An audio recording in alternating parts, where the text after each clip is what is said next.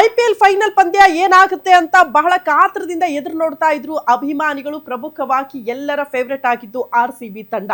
RCB ತಂಡ ಫೈನಲ್ಗೆ ಹೋಗ್ತಾ ಇದ್ದಂತೆಯೇ ಈ ಬಾರಿ ಚಾಂಪಿಯನ್ ಪಟ್ಟಕ್ಕೇರುತ್ತಾ ಅನ್ನೋದು ಕುತೂಹಲಕ್ಕೆ ಕಾರಣ ಆಗಿತ್ತು. ಬಟ್ ನಿನ್ನೆ ಮ್ಯಾಚ್ ಕೂಡ ಅಷ್ಟೇ ಹೈಪ್ ಕ್ರಿಯೇಟ್ ಮಾಡಿತ್ತು.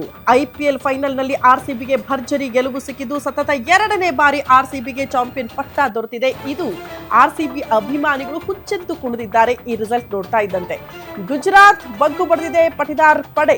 ಗುಜರಾತ್ ಟೈಟಾನ್ಸ್ ವಿರುದ್ಧ ರೋಚಕ ಜಯವನ್ನ ಆರ್ಸಿಬಿ ತಂಡ ದಾಖಲಿಸಿತು ನಿನ್ನೆ. ಕಿಂಗ್ ಕೊಹ್ಲಿ ಅಬ್ಬರಕ್ಕೆ ಗುಜರಾತ್ ಟೈಟಾನ್ಸ್ ತತ್ತರಿಸಿ ಹೋಗಿದೆ. ಏಕಾಂಗಿಯಾಗಿ ಹೋರಾಡಿ ಟೀಮ್ ಗೆಲ್ಲಿಸಿಕೊಂಡು ಬಂದಿದ್ದಾರೆ ವಿರಾಟ್ ಕೊಹ್ಲಿ. ಇದು ಗಮನಿಸಬೇಕಾಗಿರುವ ವಿಚಾರ. ನಿನ್ನೆ ಮ್ಯಾಚ್ನ ಹೈಲೈಟ್ ಕೂಡ ಅದೇ. ಗುಜರಾತ್ ನೀಡಿರುವ 156 ರನ್ ಗುರಿ ಬೆನ್ನತ್ತಿದ್ದು ಆರ್ಸಿಬಿ ಟೀಮ್ 5 ವಿಕೆಟ್ ನಷ್ಟಕ್ಕೆ 161 ರನ್ ಬಾರಿಸಿ ಗೆದ್ದು ಬೀಗಿದೆ ಆರ್ಸಿಬಿ ತಂಡ. ಐಪಿಎಲ್ ಚಾಂಪಿಯನ್ ಟೀಮ್ 20 ಕೋಟಿ ರೂಪಾಯಿ ಬಹುಮಾನವನ್ನ ಕೂಡ ಆ ಮೂಲಕ ಬಾಚಿಕೊಂಡಿದೆ ಅನ್ನೋದರ ಡೀಟೇಲ್ಸ್ ಸದ್ಯ ಸಿಗ್ತಾ ಇದೆ.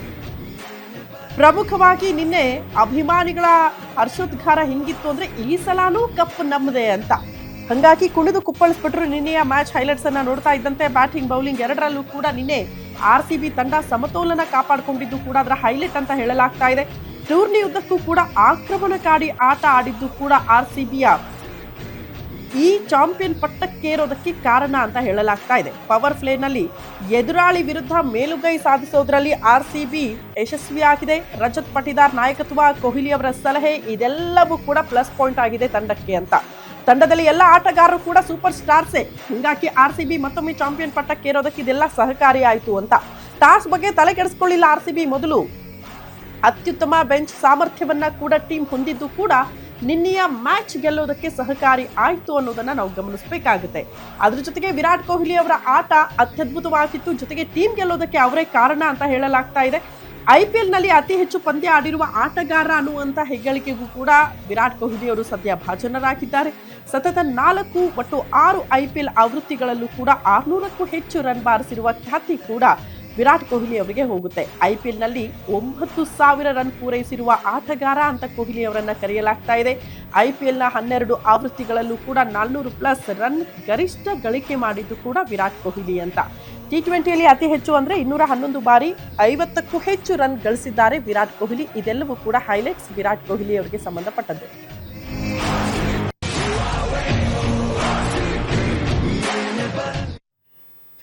ಆರ್ಸಿಬಿ ಯಾವಾಗ 2ನೇ ಬಾರಿ ಚಾಂಪಿಯನ್ ಪಟ್ಟಕ್ಕೇರ್ತೋ ಆಗಲೇ ನೋಡಿ ಅಭಿಮಾನಿಗಳ ಹರ್ಷೋದ್ಗಾರ, ಮತ್ತೊಂದು ಕಡೆ ಶುಭಾಶಯಗಳ ಮಹಾಪೂರ ಆರ್ಸಿಬಿ ತಂಡಕ್ಕೆ ಹರಿದು ಬರ್ತಾ ಇತ್ತು. ಅದೇ ರೀತಿ ನಿಯೋಜಿತ ಮುಖ್ಯಮಂತ್ರಿ ಡಿ.ಕೆ. ಶಿವಕುಮಾರ್ ಅವರು ಕೂಡ ಶುಭಾಶಯ ಕೋರಿದ್ದಾರೆ. ಐಪಿಎಲ್ ಗೆಲ್ತಾ ಇದ್ದಂತೆ ಆರ್ಸಿಬಿ ತಂಡ.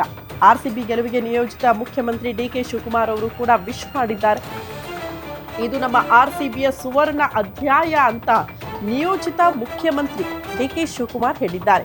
ಈ ಸಲವೂ ಕಪ್ ನಮ್ಮದೇ ಅಂತ ಡಿ.ಕೆ. ಶಿವಕುಮಾರ್ ಸಂತಸ ವ್ಯಕ್ತಪಡಿಸಿದ್ದಾರೆ.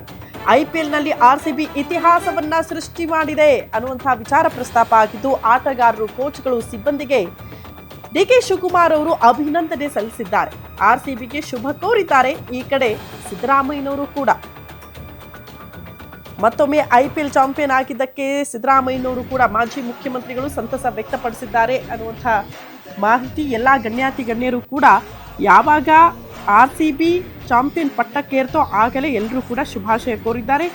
ಒಂದು ಕಡೆ ನಿಯೋಜಿತ ಮುಖ್ಯಮಂತ್ರಿ ಡಿ.ಕೆ. ಶಿವಕುಮಾರ್, ಮತ್ತೊಂದು ಕಡೆ ಸಿದ್ದರಾಮಯ್ಯನವರು ಕೂಡ ಶುಭಾಶಯ ಕೋರಿರೋದು.